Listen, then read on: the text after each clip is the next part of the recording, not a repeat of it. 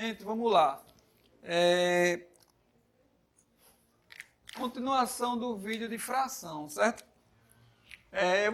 Para quem não assistiu o primeiro vídeo, eu vou deixar um encarte para clicar e ir direto para lá para assistir. Precisa do primeiro vídeo para poder entender esse segundo vídeo aqui, certo? Olha só, uma revisãozinha aqui, bem rapidinho. A gente aprendeu que lá no primeiro vídeo, basta quando a gente pega a fração dos mesmos denominadores, essa parte de baixo, basta a gente repetir e somar os numeradores. 2 sobre 2. Seria o copo todo, né? Poderia ser 1, certo? Aqui novamente, olha só. 1/3 mais 2/3. Os denominadores são iguais, a gente repete os denominadores e opera com os de cima. Se aqui é soma, então a gente vai somar. 1 mais 2, 3. Mas se fosse subtração, a gente ia subtrair. Mas como repete os denominadores e subtraía os numeradores, certo? A gente viu que 3 sobre 3 é a mesma coisa que 1. Um copo inteiro. Olha só. Só que esses exemplos aqui, eles são minoria quando aparece fração para a gente. Dificilmente vai aparecer assim, com os denominadores iguais. No entanto, só é possível operar, somar e subtrair com fração se os denominadores são iguais. Aí você pergunta, professor, mas se só é possível somar e subtrair com os denominadores iguais, e o senhor está dizendo que os denominadores iguais dificilmente aparecem. E aí, como é que a gente faz? Vamos aqui, ó, vamos para o próximo exemplo. Aqui a gente tem um exemplo da fração com denominadores diferentes, e a gente vai precisar somar, certo? O que a gente faz? É simples, olha só. A gente continuando o vídeo anterior, aqui a gente vai ter qual é a fração que representa essa quantidade de copo. Está dividido em duas partes, certo? Está sendo dividido em duas partes, e dessas duas partes eu só tenho metade, só tenho uma parte das duas. A fração que representa essa quantidade é 1 sobre 2, certo? Que a gente vai ter essa fração aqui, ó, representando 1 sobre 2, certo? Mas existe uma outra forma de pensar essa quantidade de copo. Essa quantidade que está no copo. Eu posso entender, por exemplo, se eu dividir aqui no meio, ó, aqui no meio, não sei se dá para vocês verem aí, e vou aqui também. Agora eu tenho uma nova fração que representa essa mesma quantidade. Foram divididas em 1, 2, 3, 4. E dessas 4 eu peguei 2. Ou seja, uma outra fração que a gente consegue representar essa mesma quantidade é o 2 sobre 4. Certo? Ou seja, são frações equivalentes. 1 sobre 2 e 2 sobre 4 são frações equivalentes. Eu não estou mudando a quantidade de líquido dentro do copo. Eu só estou enxergando essa quantidade de um ponto de vista diferente. Certo? Ou seja, ao invés de eu escrever 1 sobre 2, eu vou escrever 2 sobre 4. São frações equivalentes. A quantidade de líquido dentro do copo não alterou. Eu só estou enxergando ele de uma forma diferente. Aí eu vou e repito, 2 sobre 4. Certo?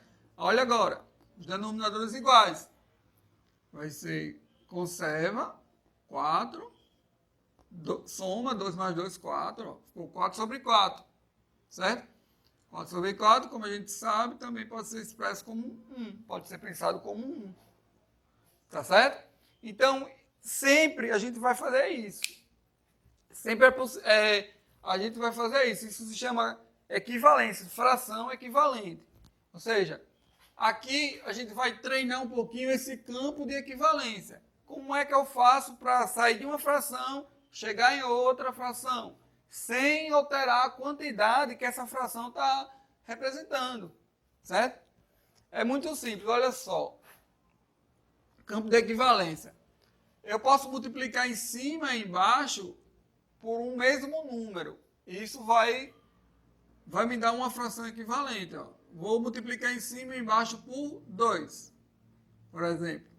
Aí vai me dar 2 sobre 4, que é justamente essas frações aqui que a gente fez para responder essa questão. A gente usou esse campo de equivalência. Aí agora, eu vou sempre multiplicar essa fração principal aqui, a fração que inicialmente a gente tinha aqui no campo de equivalência. Agora eu vou multiplicar ela por 3. 3 vezes 1, 3. 3 vezes 2, 6. Certo? Aí agora, vou multiplicar por 4, sempre ela. 4 vezes 1, 4. 4 vezes 2, 8. E assim sucessivamente, dá para a gente sempre fazer. Da mesma forma essa daqui, ó. Vou multiplicar por 1. Seria ela mesma, 1 sobre 3. Ó, 1 vezes 1, 1. 1 vezes 3, 3. Multiplicar por 1 não é muito legal. A gente pode multiplicar por 2. 2 vezes 1, 2. 2 vezes 3, 6. Multiplicar por 3. 3 vezes 1, 3. 3 vezes 3, 9. Não é 6, viu? 9. E sucessivamente. Então aqui, ó, eu transformei uma fração de base 3 em outra fração de base 6, de base 9.